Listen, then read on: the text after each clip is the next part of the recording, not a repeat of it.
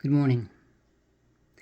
Most of you should be aware that the Ten Commandments and the Law of Moses, given by Christ on the mountain, occurs in chapter 20 of Exodus. Read with me chapter 16, verse 13 in Exodus. So it came about at evening that the quails came up and covered the camp, and in the morning there was a layer of dew around the camp. When the layer of dew evaporated, behold, on the surface of the wilderness there was a fine flake-like thing, fine as the frost on the ground. When the sons of Israel saw it, they said to one another, "What is it?" For they did not know what it was. And Moses said to them, "It is the bread which the Lord has given you to eat. This is what the Lord has commanded. Gather of it every man as much as he should eat. You shall take an omer apiece according to the number of persons each of you has in his tent." The sons of Israel did so, and some gathered much and some little. When they measured it with an omer, he who had gathered much had no excess, and he who had gathered little had no lack. Every man gathered as much as he should eat. Moses said to them, "Let no man leave any of it until morning." But they did not listen to Moses, and some left part of it until morning, and it bred worms and became foul. And Moses was angry with them. They gathered in morning by morning, every man as much as he should eat, but the sun grew hot, it would melt. Now on the 6th day they gathered twice as much bread, 2 omers for each one, when all the leaders of the congregation came and told Moses. Then he said to them, "This is what the Lord meant. Tomorrow is a Sabbath observance, a holy Sabbath of the Lord.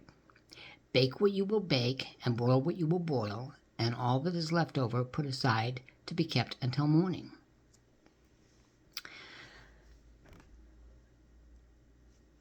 The importance here, besides the obvious miracles of it being kept from the 6th and 7th day and not spoiling, is that the Sabbath is clearly established before the commandment of Sabbath is given in the commandments.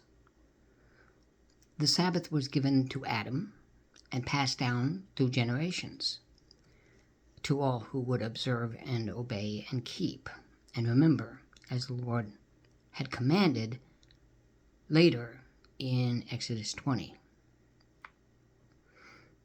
It is a curious thing that so many people want to dismiss the Sabbath, a very important commandment of the 10 given, that as we understand them.